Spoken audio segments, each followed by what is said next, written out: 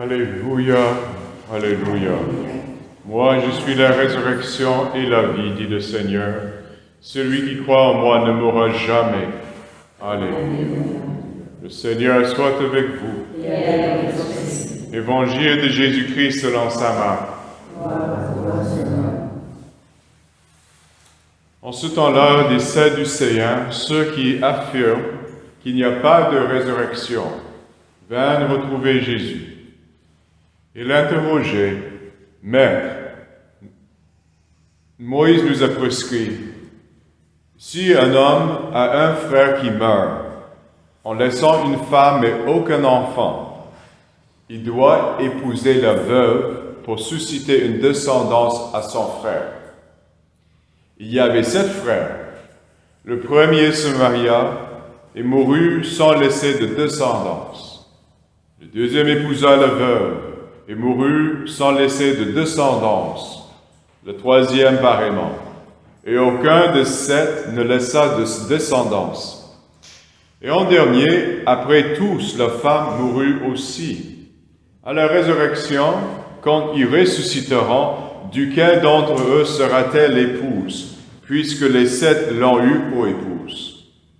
Jésus leur dit, « N'êtes-vous pas en train de vous égarer en méconnaissant les Écritures et la puissance de Dieu?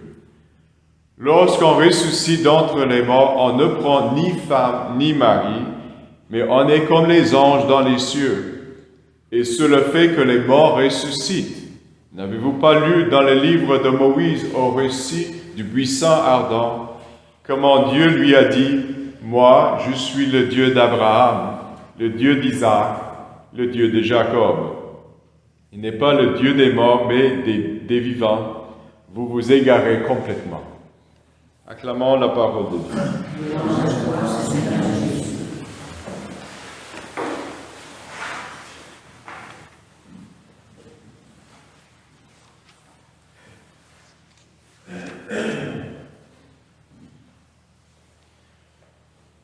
La vie humaine a des souffrances.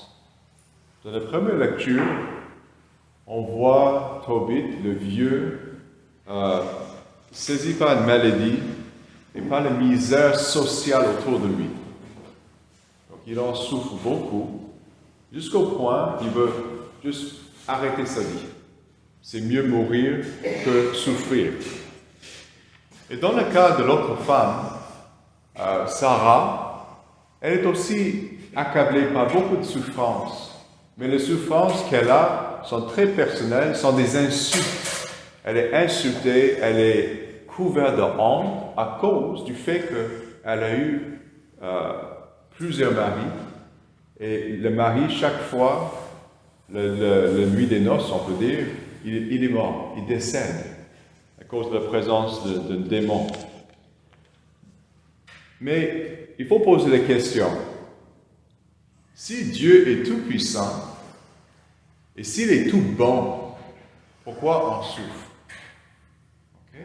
Première question. Deuxième question. Est-ce que Dieu est la source de nos souffrances? Okay? Et est-ce que c'est mieux de mourir que de vivre dans les souffrances? Okay? Il y a 3 questions qui posent. Parce que dans l'Antiquité, les gens savaient que Dieu était la puissance absolue. Donc, s'il y a du bien et du mal dans la vie humaine, les deux viennent de Dieu. Et c'est pas vrai. Vous voyez? Donc, Dieu est tout bon, il est la source du bien. Et je vais vous dire quelque chose qui est difficile à comprendre. Dieu permet les maux dans notre vie parce qu'il est capable de sortir du bien de ces maux. OK?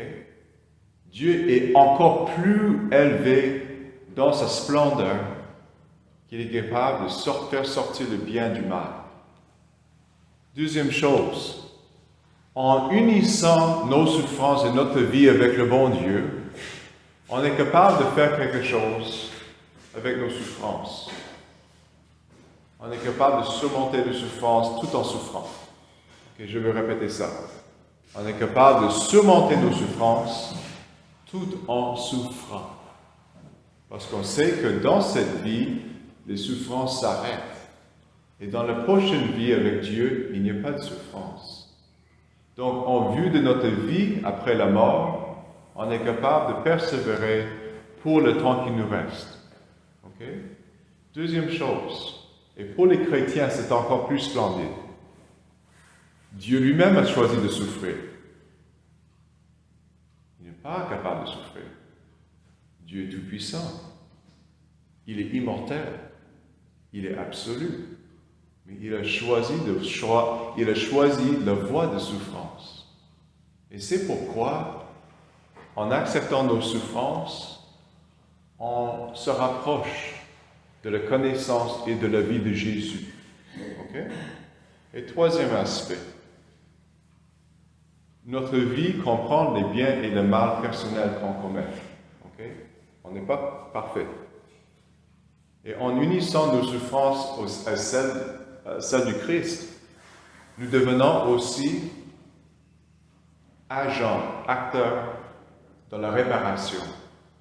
Parce qu'on accepte le mal qui vient dans notre vie parce que nous étions aussi le principe du mal. Vous voyez?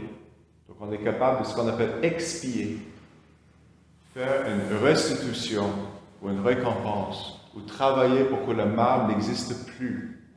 Parce que moi, dans mon cœur, j'aime à travers mes souffrances, et l'amour est capable de, si vous voulez, englober le mal, détruire le mal, faire plus d'amour dans le monde que de mal. Il y a des gens qui sont des grands souffrants, qui sont accablés par des problèmes physiques, psychologiques, spirituels, affectifs, émotionnels. On peut continuer à lister d'autres souffrances qu'ils ont. Mais ils choisissent d'aimer le plus possible. Et qu'est-ce qu'ils mettent dans le monde? Ils mettent plus d'amour que du mal. Vous voyez? Oui, les souffrances sont des mal physiques, mais le pire mal, c'est le mal moral. Le mal qu'on choisit de faire. Et c'est pourquoi, en aimant dans les souffrances, on rallie, on corrige notre volonté, on met notre volonté en union avec celle du Christ. Et c'est pourquoi les chrétiens ont toujours choisi la voie de la vie, la voie d'union avec le Christ et la voie d'amour. Mais ça, c'est notre expérience chrétienne. À ce moment-là, quand ils ont écrit Tobit, c'est encore, ils ont déjà une grande confiance à la présence de Dieu dans leur vie, à la miséricorde, mais ils n'ont pas encore vu le Christ incarné, souffrant et ressuscité, vous voyez. Et on arrive maintenant à l'Évangile.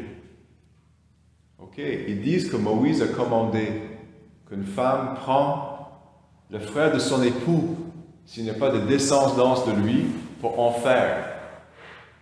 Est-ce que c'est si important d'avoir la lignée de son mari, le nom qui continue, la progéniture? Est-ce que c'est si important? Mais oui, pour eux, selon leur croyance, selon leur expérience de vie. Parce que n'oubliez pas que le territoire d'Israël est divisé en 12 et divisé en 12 familles. C'est pourquoi on dit, c'est tellement bizarre ça. Et ces groupes de Sadducéens qui étudient la parole disent, Jésus, hein, tu crois à la résurrection après la mort, tu crois à la vie après la mort. Comment on peut réconcilier les choses, hein? Et Jésus dit non. La loi de Moïse, pour cet aspect, ce n'est plus en vigueur, c'est plus présent. On n'a pas besoin de nous tenir compte. C'est pas ça la vie. La vie de la résurrection, c'est ça l'essentiel. Donc Jésus est capable, dans ses paroles, de dire, écoute, dans la loi de Moïse, il y a plein de choses, des choses pour un certain contexte, une certaine période d'histoire, mais l'essentiel n'est pas là. Donc, regardez le contexte, mais l'essentiel, c'est qu'il y a la vie après la mort. Dieu est le Dieu des vivants. Il va donner la vie après la mort pour ceux qui lui demandent. La résurrection glorieuse. Et c'est pourquoi nous devons toujours demander au bon Dieu d'être en lien avec lui, d'être son enfant, son fidèle enfant, et d'être aussi acteur dans son programme, dans son projet, de nous donner la vie. Amen. Amen.